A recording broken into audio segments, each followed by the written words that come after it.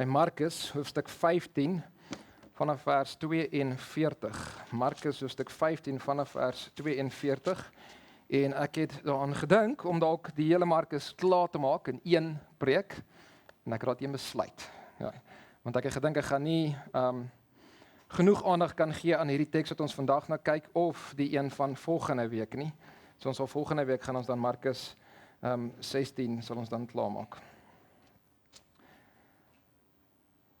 Brian Chappell, redelike bekende prediker, het 'n boek geskryf selfs ook oor prediking, het vertel van 'n storie wat in sy tuisdorp gebeur het. Daar was twee jongerige seuns, twee broers gewees, wat besig om by 'n rivier te gaan speel. Hulle het redelik gereeld daar gespeel, en hulle het rondgehardloop en daar's sandhope langs in die rivier gewees. En die een keer toe hulle mekaar jaag en is bo op een van die groot hope, toe begin die hoop ingee. En die sand was net sag gewees, moontlik water wat onderdeur beweeg het ensovoorts, en die hele, dit was net nie structurally sound gewees nie. Toe die seuns vir die aand nie opdaag nie, hierdie familie en bure het besef dat daar's iets fout.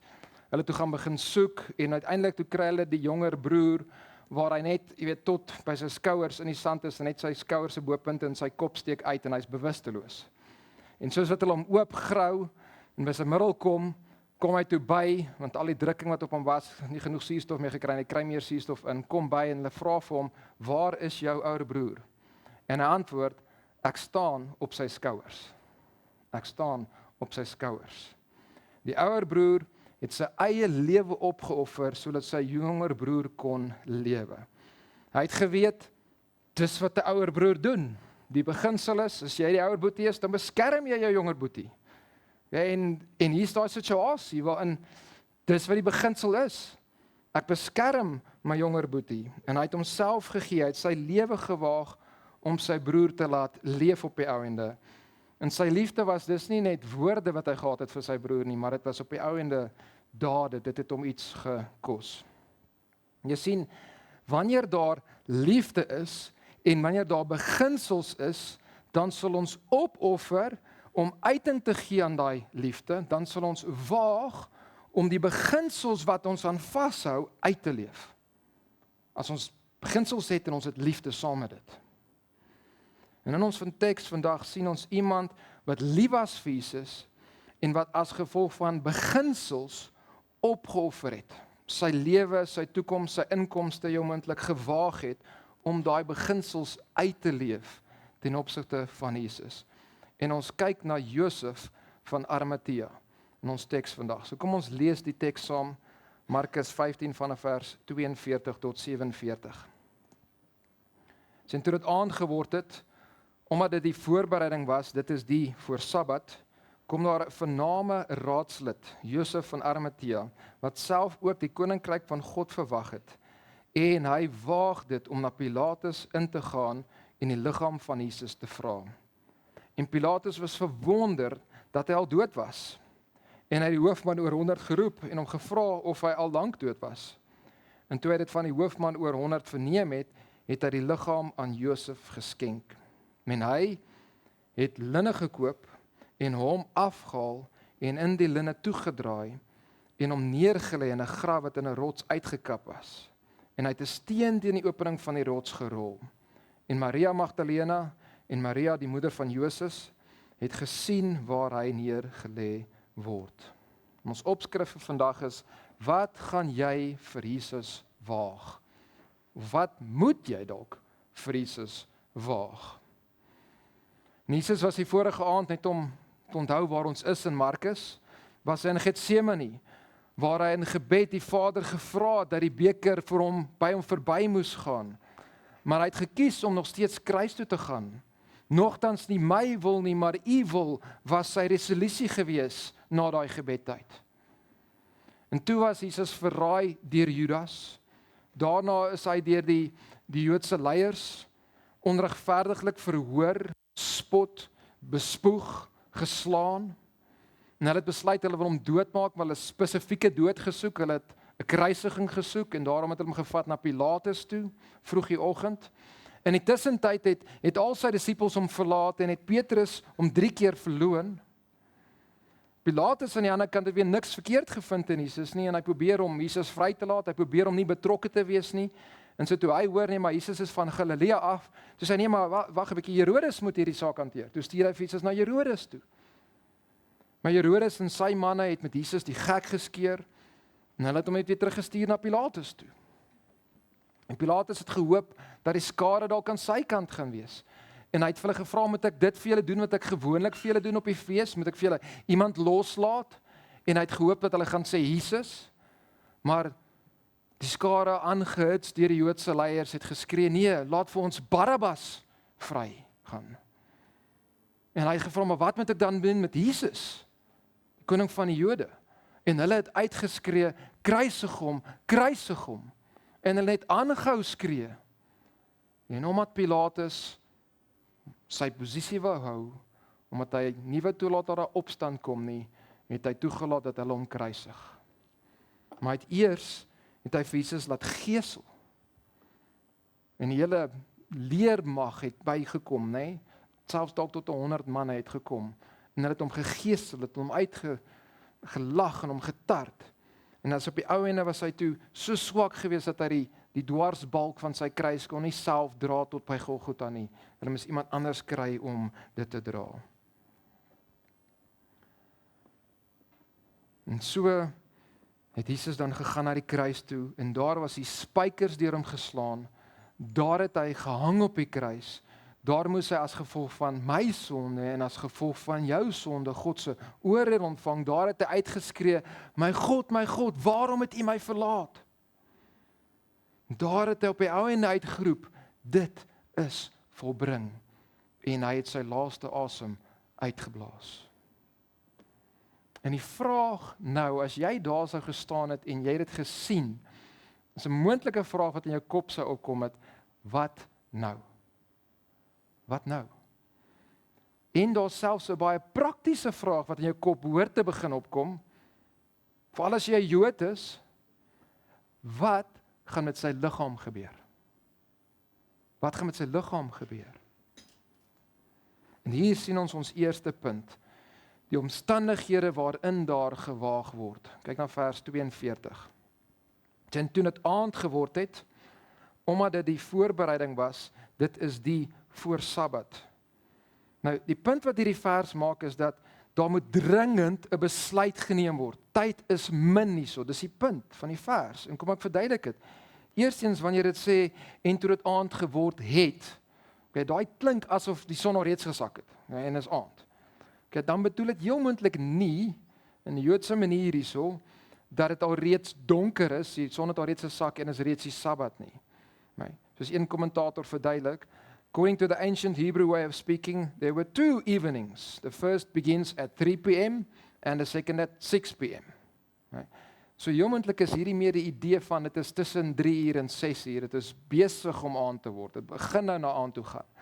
En dit so die 83 dit vertaal het. Dit was al die middag laat. So, die aand is op pad, dis die punt. En hierdie is belangrik, want die volgende dag was die Sabbat. En dit praat van, dit is juist nou die voorbereiding vir hierdie Sabbat, maar hierdie was nie net 'n gewone Saterdag Sabbat nie. Hierdie jaar was 'n unieke Sabbat, want die fees van die ongesuurde brode se dag het op daai Sabbat geval. So daar's 'n Sabbatdag wat hulle niks mag gedoen het tydens die fees van die ongesuurde brode nie, en hy val bo op die gewone Sabbatdag. So dis 'n dubbele Sabbat. En Johannes praat daarvan dat hierdie Sabbatdag was 'n groot Sabbatdag geweest. Ja, en onthou, hulle dag begin wanneer die son sak. So Vrydag laatmiddag as die son gesak het, dan begin die Sabbat. Dan begin die Saterdag. So die Sabbat begin sodra die son sak. So tyd is min. Verder, volgens die wet mag jy nie op die Sabbat werk gedoen het nie, en jy mag beslis ook die werk gedoen het op daai spesifieke Sabbat van die ongesuurde brode nie. So, en baie van die Jode sou dit geïnterpreteer dat jy mag nie werk doen nie as jy mag nie iemand begrawe nie. So deel gewees het jy moontlik in hulle denke van dit. So tyd is min. Wat gaan dan met Jesus se liggaam gebeur? En dit wat gaan gebeur met sy liggaam moet gou gebeur voor die Sabbat begin. En die vraag is wie? Wie gaan Jesus se liggaam begrawe? Wie het God daar geplaas wat dit dalk sal kan doen? En dan weer na vers 42 en vers 43, nou sien ons die persoon. En toe dit aangeword het, omdat dit die voorbereiding was, dit is die voor Sabbat, kom daar 'n vername raadslid, Josef van Arimatea, wat self ook die koninkryk van God verwag het, en hy waag dit om na Pilatus in te gaan en die liggaam van Jesus te vra. So hierdie Josef was 'n lid van die Sanhedrin, van die Joodse raad. So hy het hierdie belangrike posisie gehad. En omdat hy daai posisie het hy toegang na Pilatus. Hy is een van die ouens wat kan gaan en gaan klop aan Pilatus se paleis en sê, ek wil met hom praat. Hy het daai posisie. Nie sommer enigiemand ook sou toegelaat word om te vra vir die liggaam van 'n krimineel wat gekruisig is nie. Soms sou die Romeine 'n belangrike familielid en persoon sou hulle toegelaat het om die liggaam van iemand wat gekruisig is te laat begrawe. Maar selfs dit was redelik ongewoond geweest. Maar Josef is deur God 'n posisie van mag en invloed gegee op die Joodse raad, hy het die belangrike posisie. So hy is een van die min wat dalk iets kon doen ten opsigte van Jesus se liggaam. En Josef sien hierdie omstandighede en hy vertrou op God en hy reageer, hy waag. Nou wat is die omstandighede waarin God jou dalk geplaas het? Dit is omstandighede dat hy jou ingesit. En jy moet kies om daar waar God jou nou gesit het, nou geplaas het, sy woord en sy beginsels uit te leef. Jy is baie keer, is jy die een wat in daai spesifieke situasie is, net jy kan daai spesifieke ding doen op daai oomblik. So wat is die geleentheid wat God jou dalk gee? My vraag is, sal jy jou oë oopmaak en sal jy God vertrou en sien die geleenthede wat hy vir jou gee en sal jy waag dan in dit doen? So Josef sien die omstandighede, hy sien die geleentheid wat God vir hom gee en hy vertrou God en hy reageer, hy waag. Maar hy doen dit nie net, jy weet, omdat dit een of ander emosionele ding is of so nie, hy doen dit primêr gebaseer op Bybelse beginsels. Bybelse beginsels is betrokke en dit is ons tweede punt. Die beginsels voor daar gewaag word. Okay, weer in vers 43. Sê dan vers 43, kom daar 'n vername raadslid, Josef van Arimatea, wat self ook die koninkryk van God verwag het, en hy waag het om na Pilatus te gaan en die liggaam van Jesus te vra. Okay, so Josef is van Arimatea af. Ons weet nie presies waar daai plek is nie, maar dit is nie 100% seker waar dit is nie, maar Lukas sê vir ons dat Arimatea is 'n stad van die Jode. So hierdie ou het groot geword in 'n Joodse stad. Wat sou hy geleer het? En hy is 'n lid van die raad. Wat sou hy goed geken het? Die wet. Okay, hier is 'n man wat van kleins af sou hy die wet geleer het. En hy sou baie goed die wet geken het en hy sou geweet het die wet sê Deuteronomium 21 vers 22 en 23 en as iemand in 'n sonde is wat die doodstraf verdien en hy gedood word en jy hom aan 'n paal ophang, dan mag sy lijk nie aan die paal oornag nie, maar jy moet hom sekerlik die dag nog begrawe, want een wat opgehang is deur God vervloek, en Paulus gebruik daai in Galasiërs 3, is iets na Christus toe, ja, dat hy in ons plek die vloek van God gedra het, en dan sê, en jy mag jou land, wat die Here jou God jou as erfenis sal gee, nie verontreinig nie. Okay, so hier is hierdie wetgewing wat sê, iemand wat opgehang is, mag jy nie oornag los nie. Dit moet hanteer word. Die liggaam moet hanteer word. Maar die res van die Joodse raad het dit ook geweet, en daar selfs 'n mate wat hulle hierdie wou in plek hou, hierdie wet wou gehoorsaam het. Johannes 19 vers 31. Sê dat die liggame nie op die Sabbat aan die kruis sou bly nie, aangesien dit die voorbereiding was, want die dag van daardie Sabbat was groot, dit was 'n dubbele Sabbat gewees, het die Jode Pilatus gevra dat hulle bene gebreek en hulle weggeneem moes word. So, tot 'n mate wil die Joodse raad ook hierdie wet in plek hou. Ten minste ten opsigte van die Sabbat. Ja, ons moet nie op die Sabbat hang nie. Nou normaalweg het die Romeine die liggaam van iemand wat hulle gekruisig het op die kruis gelos, juis as om 'n punt te maak. En hulle het daar gelos totdat daai liggaam gevrot het en totdat hy opgeëet was deur die voëls. Nee, dis wat hulle gewoonlik gedoen het. Maar die Joodse leiers wou die wet in plek hou tot 'n mate en daarom vra hulle dat dat die wat gekruisig is, gebene gebreek moet word, sodat hulle vinniger kan dood word. Okay, en sodat hulle dan van die kruis afgehaal sal kan word, voor die Sabbat begin. Maar wanneer Johannes daar skryf, en dit wat die Jode hier vra, dat hulle weggeneem moes word, hierdie 3 misdadigers wat gehang het en gekruisig is, dat hulle liggame weggeneem moes word, waarheen sou daai liggaam gegaan het? Waarheen sou Jesus se liggaam gegooi gewees het? Heel moontlik sou hierdie 3 liggame gegooi gewees het in Gehenna. Gehenna. Dis die Griekse woord vir die woord wat later word gebruik word vir die woord hel. Okay? Maar dis nie die punt wat gebruik word hier nie. Gehenna het verwys na 'n fisiese plek, is die ashoop, die asgate, aan die suiderige kant van Jerusalem, in die valley, Hidron Valley gewees, 'n valleitjie gewees, waar hulle al hulle gemors en al hulle goeders gegooi het, en dit was gewoonlik was dit aan die brand gewees, en daar was al die vrot honde en goed wat daar rondgeloop het, en goed geëet het. So dis waartoe Jesus se liggaam sou gegaan het, en die Joodse leiers het hierdie geweet, en hulle kon nie omgee nie. In hulle oë was Jesus vervloek gewees, hulle was verlaat gewees, en is daar geen rede om vir hom respek te wys nie. Sy liggaam kan maar gaan vrot op 'n ashoop en opgeweet eet word deur vuil straatbrakke. Dis in hulle oë. Maar Josef kan hierdie nie toelaat nie. Hy het daai wet wat vir hom sê hy moet hierdie liggaam hanteer aan die een kant, en dan sal nog beginsels. En kyk weer hoe word hy beskryf hierso in Markus, vers 43 weer. Kom daar 'n vername raadslid, Josef van Arimatea, wat self ook die koninkryk van God verwag het. So hier was 'n man wat opreg na God se koninkryk gesoek het. En moontlik in die begin, toe Jesus eers begin het in sy bediening, het hy nie kon sien dat Jesus is die vervulling nie, dat Jesus die een is wat die koninkryk op die ouene gaan inbring nie. Hy het vir die hele ruk dalk nie gesien dat Jesus is die Messias nie, maar hy het op God se koninkryk gewag, en met dit lyk of opregte hart, en God het sy oë oopgemaak, sien ons. So as jy al die evangelies bymekaar sit oor hom, dan kry jy 'n meer volledige prentjie van hierdie man. So Lukas 23 vers 50 en 51 sê, en daar was 'n man met die naam van Josef, 'n lid van die raad, 'n goeie en regverdige man. Hy het nie met hulle raad en handelswyse saamgestem nie. So toe hulle die dinge wat hulle gedoen het, hoe hulle dit gedoen het, veral ten opsigte van Jesus, het hy nie saamgestem nie. Hy was heeltemal nie daar, daai onwettige verhoor wat hulle gehad het nie. Matteus maak 'n verder merkwaardige opmerking ten opsigte van hom. Matteus 27 vers 57.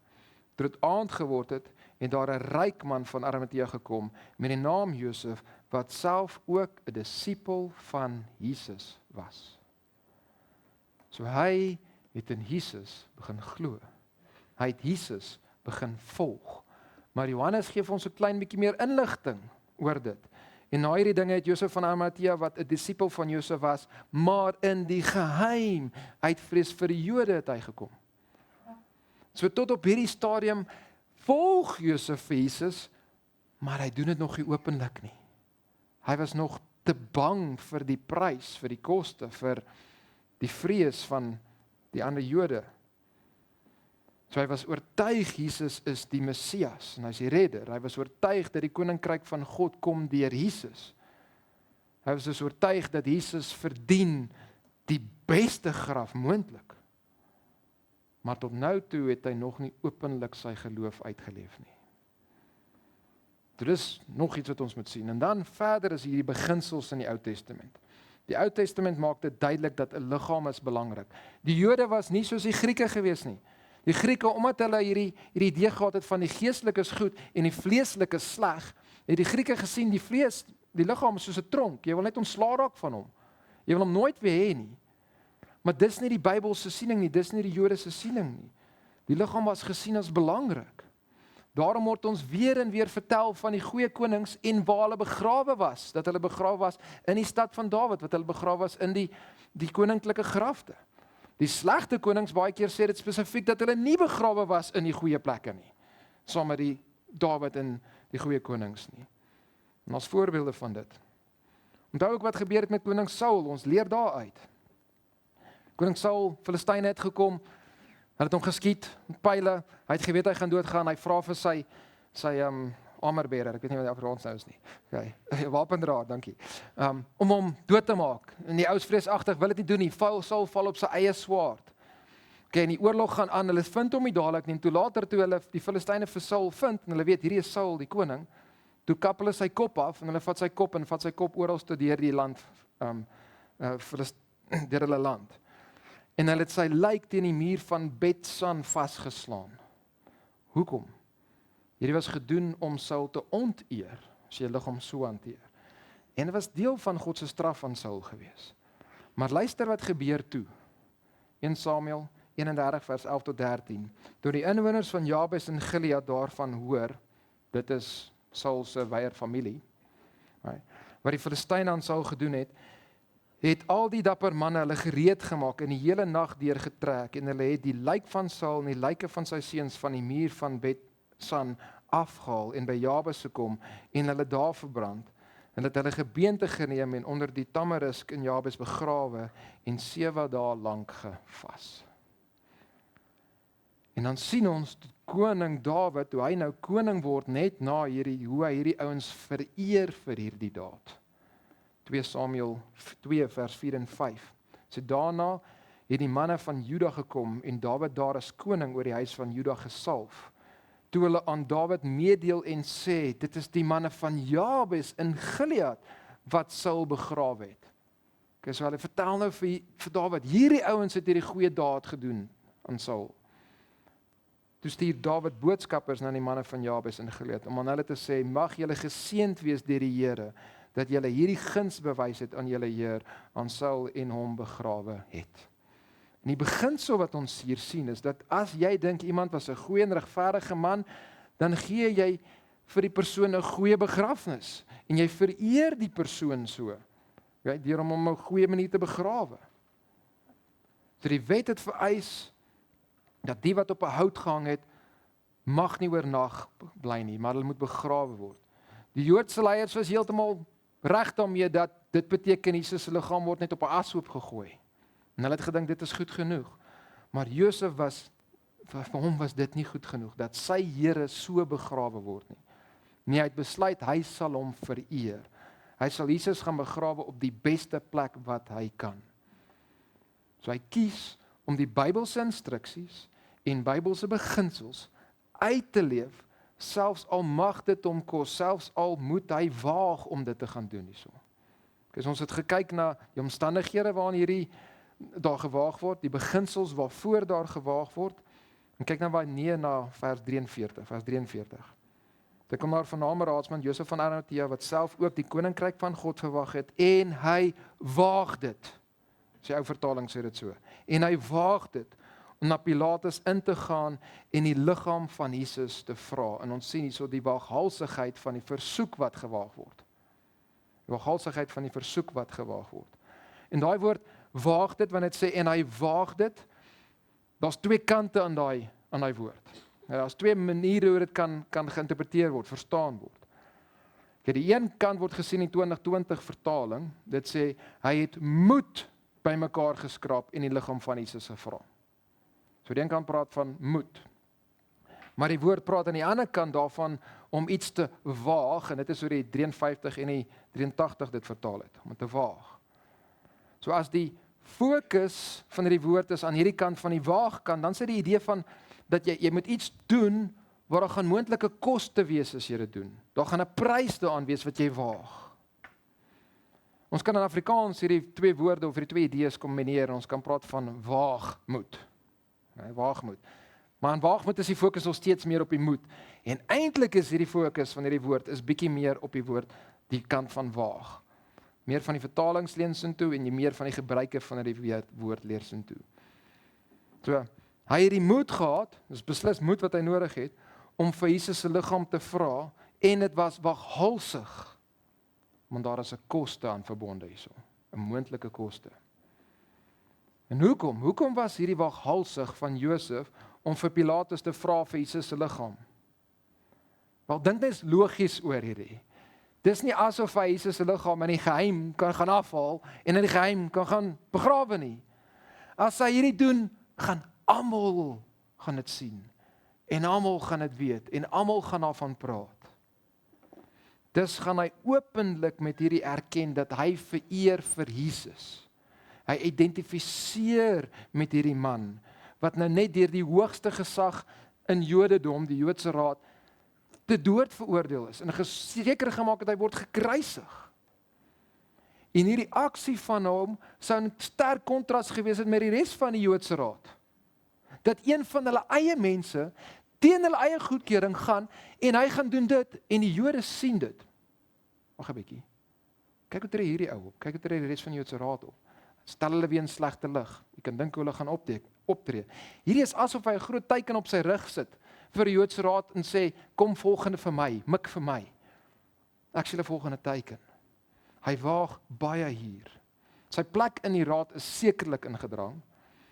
Hulle kan hom onmiddellik verban van die sinagoges af, en hulle kan druk sit op die mense om nie enigstens by 'n besigheid wat hy het betrokke te wees nie.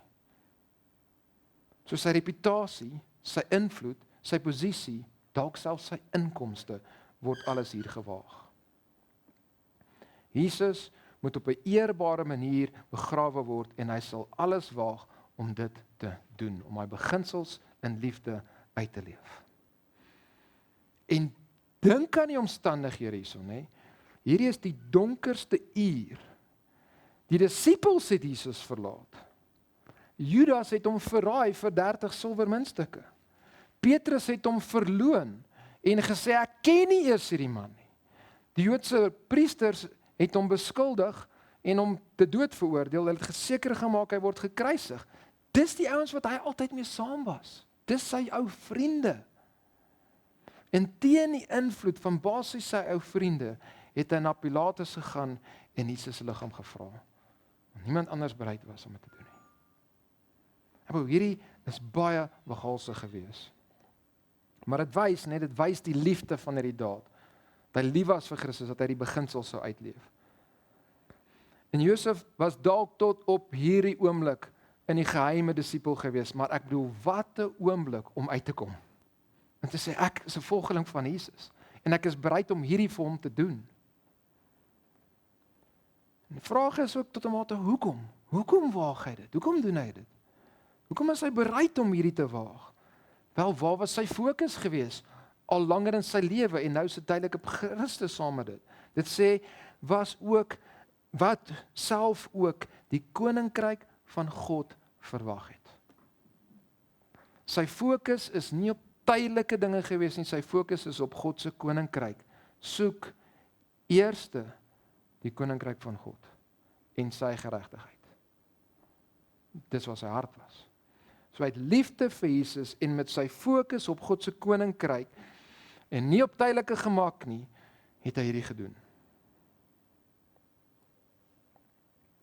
En ek en jy, waar sit God jou op plekke waar jy hom vir hom kan gaan waag? Waar jy God se koninkryk eerste kan soek, waar jy in liefde God se beginsels, God se woord kan uitleef, selfs al kos dit jou. En ons moet verstaan dat baie keer gaan ons moet waag. Daar gaan 'n koste wees wanneer ons God se beginsels wil leef.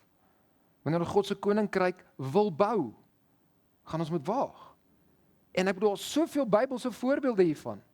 Abraham, hy moes sy eie vaderland verlaat het, sodat hy kan die beloofde land kan kry, sodat hy kan die vader word van baie nasies, sodat hy die vader kan word van die wat glo. Esther moes haar lewe waag, ingaan na die koning, Ahasveros toe, sodat sy haar eie volk kon red. Die weduwee wat vir Elisa gevoer het, sy moes haar laaste bietjie meel en olie gee. Sadrag, Mesach, Abednego, hulle was bereid om deur 'n vuuroond te gaan, sodat hulle nie die beginsel van ons gaan nie bid vir het val en buig voor 'n standbeeld nie. Die profeet Micha, wat die waarheid gepraat het en geprofeteer het, wanneer 400 ander vals profete teen hom geprofeteer het. En is by hom in die tronk gegooi. En Paulus, luister net na wat Paulus alles deurgegaan het om die evangelie aan heidene te gaan verkondig, om God se koninkryk te gaan, die opdrag wat God vir hom gegee het. Hy is die apostel van die heidene, hy moet dit doen. 2 Korintiërs 11 vers 23 tot 28. Is hulle dienaars van Christus, hierdie vals leraars in Korinte? Ek praat in uitsinnigheid. Ek nog meer. So hy's besig om te sê, Ek kan nie glo ek doen eintlik hierdie en ek praat van al die dinge wat ek gedoen het nie, okay? Maar dit is nodig om hierdie ouens vals te bewys. Dis wat hy sê. Hy sê ek nog meer, in arbeid oorvloediger, in slaap bo die maat, in gevangenskap baie meer, in doodsgevare dikwels. 5 maal het ek van die Here ontvang, 40 hou op 1. 3 maal is ek met stokke geslaan. 1 maal is ek gestenig. 3 maal het ek skipbreek gelei. 'n Nag en 'n dag het ek op die diep water deurgebring. Dikwels, ek behoor hierso is die goed wat hy als gewaag het nou, nê? Hy is als goed dat gebeur het op jou en hom. Hierso is goed dat hy als gewaag het. Dikwels op reis, in gevare van riviere, in gevare van rowers, in gevare van my volk, in gevare van die heidene, in gevare in die stad, in gevare in die woestyn, in gevare op see, in gevare onder vals broeders, in arbeid en moeite, in slapelose nag wat dikwels, in honger en dors, dikwels sonder ete, in koue en in naaktheid. Behalwe dit alles, my daaglikse bekommernis die sorg vir al die gemeentes. En hierdie is maar net 'n paar voorbeelde in die Bybel van mense wat moes waag en opoffer om God se beginsels uit te leef. Ek bedoel die skrywer van Hebreërs maak daai punt. En wat sal ek nog meer sê, sê hy? Want die tyd sal my ontbreek as ek van Gideon en Barak en Samson en Jefta en Dawid en Samuel en die profete sou verhaal, wat deur die geloof koninkryke oorweldig het. Hier's waarvoor hulle gewaag het. Dit wat hulle behaal het deur God se krag. Right? Wat deur die geloof koninkryke oorweldig het, regverdigheid uitgeoefen het, beloftes verkry het, bekke van leeu's gestop het, die krag van vuur uitgeblus, die skerte van die swaard ontvlug, krag uit swakheid ontvang het, dapper gewees het in die oorlog, leers van vreemdes op die vlug gedryf het, vrou het hulle dode deur opstanding teruggekry en ander is gefolter en wou geen bevryding aanneem nie, om 'n beter opstanding te verkry. Dis waar hulle hoop is op ewigheid. Hier's wat hulle gewaag het. Ander weer het die proef van bespottinge en geeselinge deurgegaan, ook van boeye en gevangenes. Hulle is gestenig, in stukke gesaag, versoek, deur die swaard vermoor. Hulle het rondgeloop in skaapvalle en in bokvalle. Hulle het gebrek gelei, hulle is verdruk, hulle is mishandel. Die wêreld was hulle nie werd nie. Hulle het in woestyne rondgedwaal en op berge en in spilonke en skede in die grond. En die punt is, ware volgelinge van Jesus waag. Ons waag. Omdat hulle lief is vir Jesus en God se koninkryk soek, waag Christene. Dis wat ons moet doen.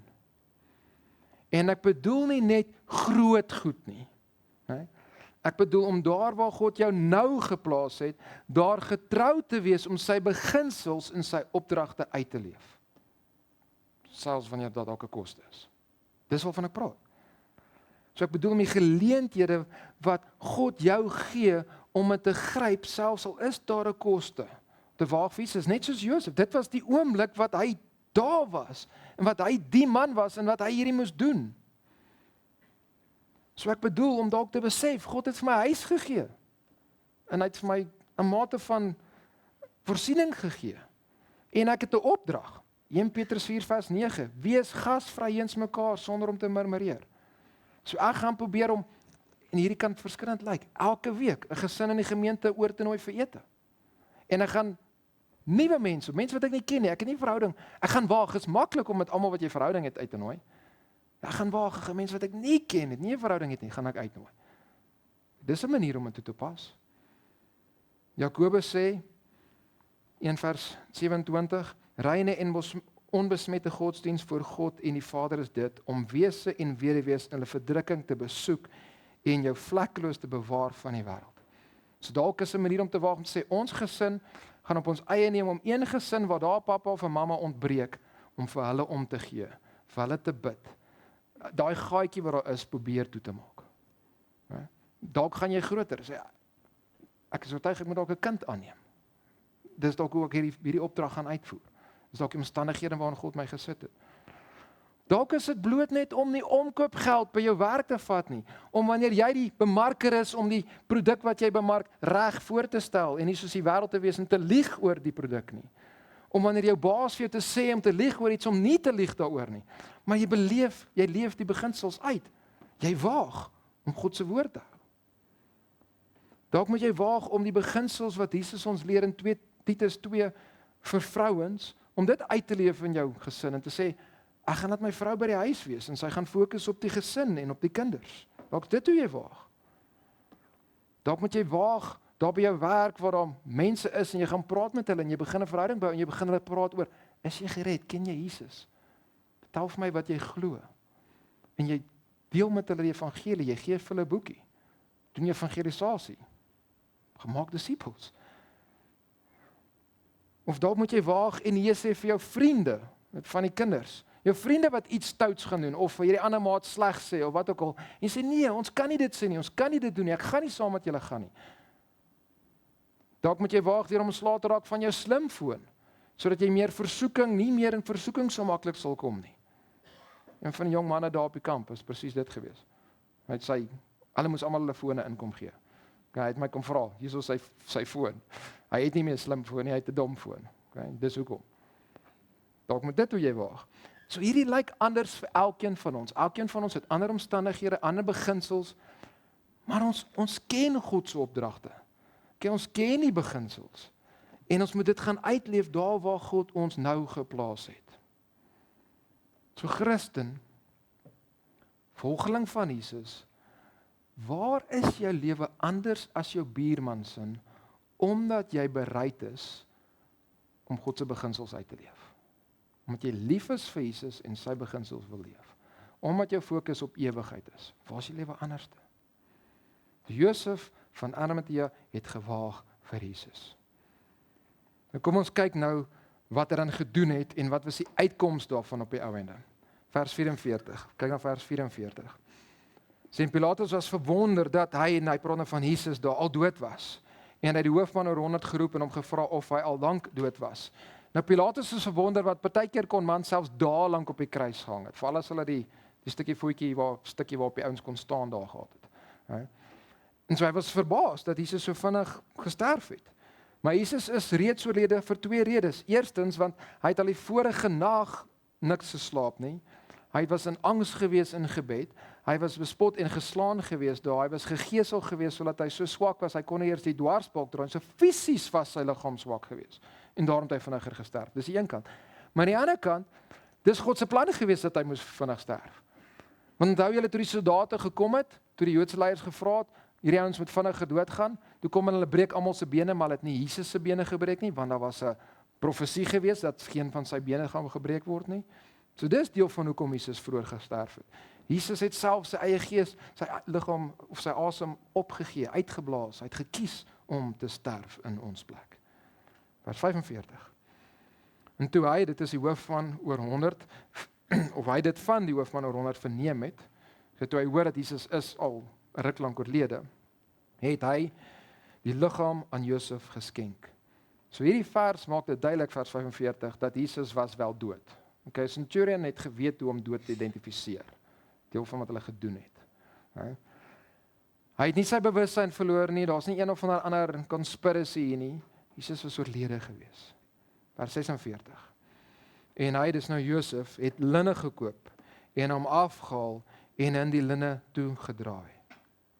En hierdie moes alles vinnig gebeur het, nê? Daar moes 'n dringendheid gewees het, want die son is besig om te sak. Tyd was min.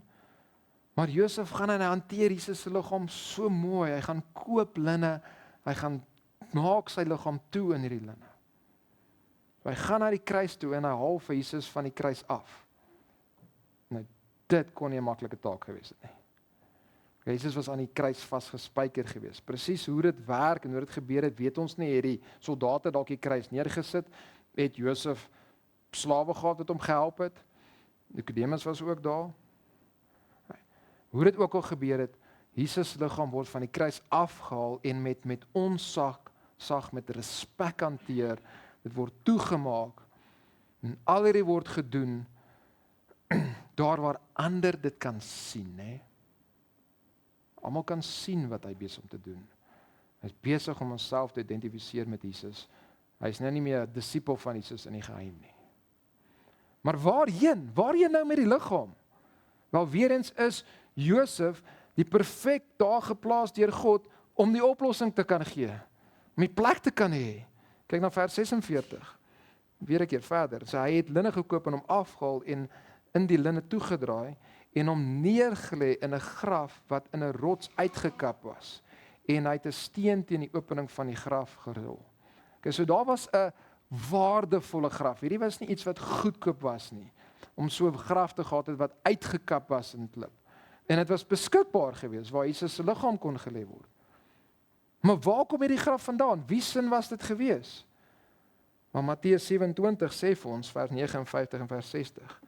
En Josef het die liggaam geneem en dit met skoon linne toegedraai en dit in sy nuwe graf gelê, wat hy in die rots uitgekap het.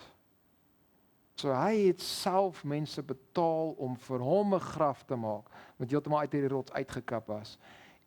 En hy het self daai graf gegee vir Jesus. Hy het sy eie graf, wat vir hom baie kosbaar sou gewees het hy gegee vir Jesus. En omdat dit sê, dat hulle die steen teen die opening van die graf gerol het, daai is nie hoe alle grafte daar gewerk het nie.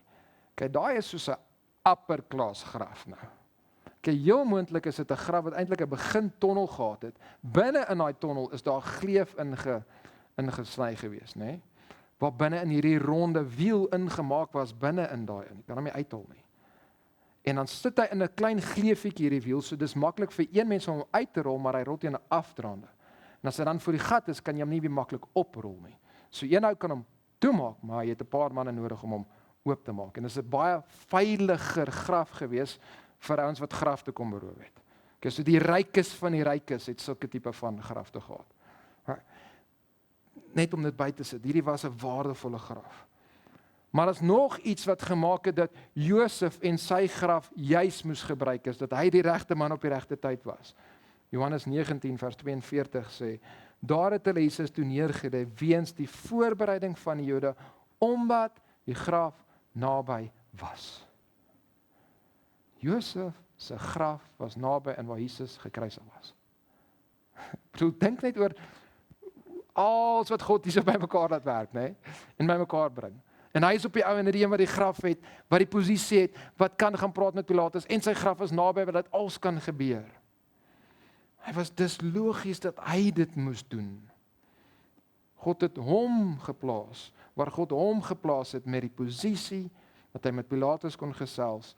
Hy het gemaak dat hy die graf gehad het wat gereed was en naby was. Maar steeds moes Josef kies om te waag en hierdie op te gee vir Jesus.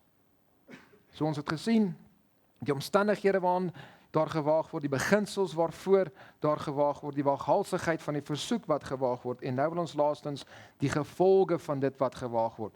Wat was die uitkoms hiervan gewees? Was iets goeds wat hier uitgekom het? Vers 47. Maria Magdalena en Maria die moeder van Joses het gesien waar hy neergelê word. En hoekom is hierdie belangrik? Ooggetuies. Ooggetuies. Hierdie is dieselfde vrouens wat vir Jesus gesien het toe hy gesterf het.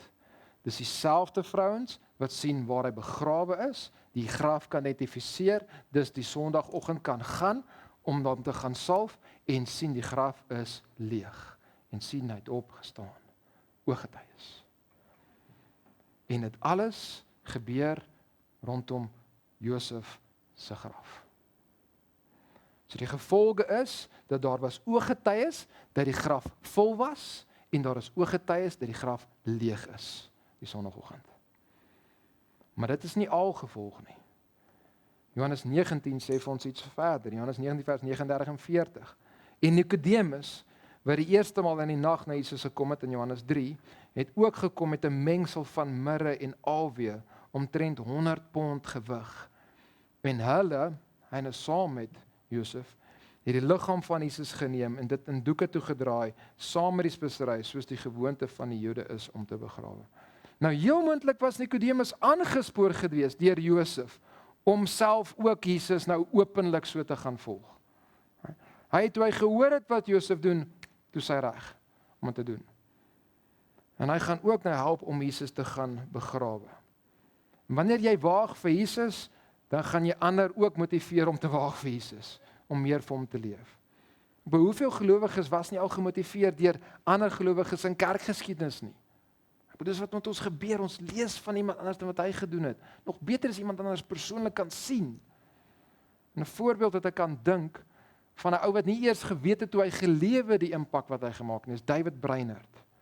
Hy was deur God gebruik op hierdie manier.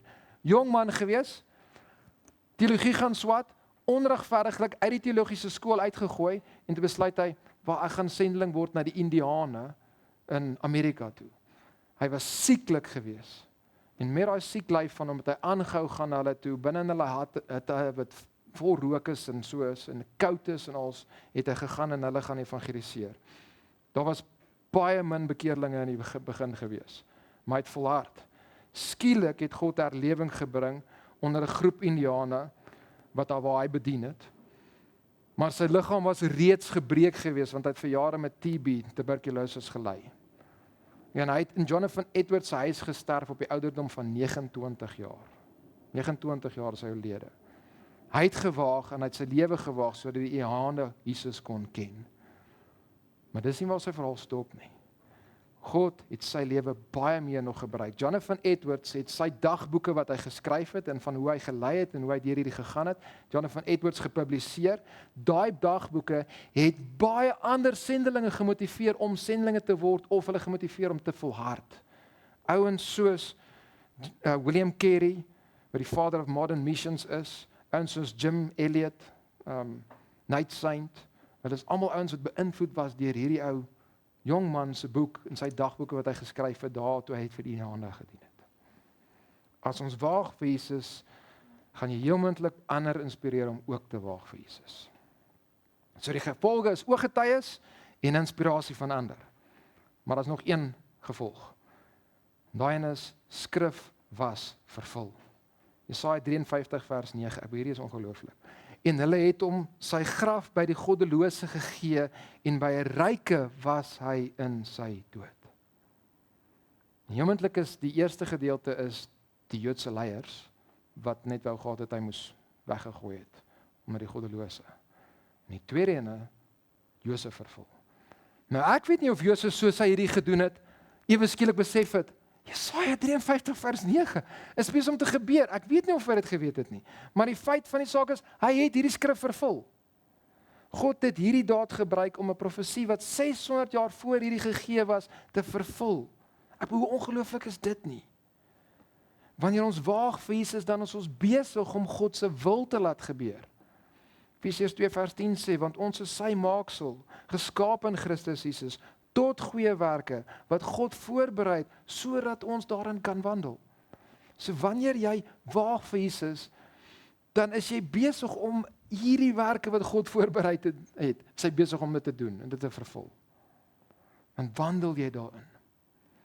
So Josef het gewaag vir Jesus, en as gevolg daarvan was daar ooggetuies van die graf, waar die graf was, en Sondagoggend ook gebeur. Ander was geïnspireer gewees om te waag vir Jesus, en profesie was gevolg gewees. God se plan het uitgevoer geraak. En die vraag is, wat gaan jy waag vir Jesus? Kom ons sluit af in gebed. Here, ons is dankbaar vir hierdie stukkie, net 'n paar verse, net hierdie gebeurtenis oor Josef van Arimatea, Here. Here, net 'n paar stukke, elkeen van die evangelies praat van hom, en dis wys dit is belangrik ook, Here. Maar eintlik 'n stuk wat ons so maklik net lees en mis, Here, en nie fokus op nie, en nie sien hoe U werk. En Here, hoe U hierdie Josef gebruik het, net omdat hy getrou was. Hy het beginsels in die woord gevat, en hy het gekies om dit uit te leef, selfs al is op prys daan. Hy het gewaag, Here. En U het dit gebruik. Here, help ons om die beginsels wat ons ken, en wat ons van weet, en die opdragte wat ons het in die woord, om dit net te weet nie, maar Here, om dit uit te leef. Help ons om ons oë oop te maak, dat ons kan sien waar daar geleenthede is, daar waar U ons geplaas het. En dat ons sal bereid wees om die beginsels daar uit te leef, Here. Om te staan wanneer ons moet staan, Here, wanneer aanvalle kom. En Here, wanneer ons juis moet gaan doen, dat ons dit sal sien en sal beginsels hê waarop ons staan en sal U vertrou en sal gehoorsaam wees, Here. Here, help ons ook as 'n gemeente, nie net as individue nie, maar as 'n gemeente ook om te dink, hoe moet ons as gemeente meer waag vir U? Here, ons land het kerke nodig. Ons moet kerke plant in klein plekkies oor hierdie land, Here. Daar's soveel mense wat ver weg is van 'n goeie gemeente waar hulle die woord suiwer hoor. Ons moet kerke plant, Here. So help ons om te dink, hoe kan ons as gemeente ook betrokke wees daarin om daai beginsel uit te leef en te waag vir U. Ons bid dit in die wonderlike naam. Amen.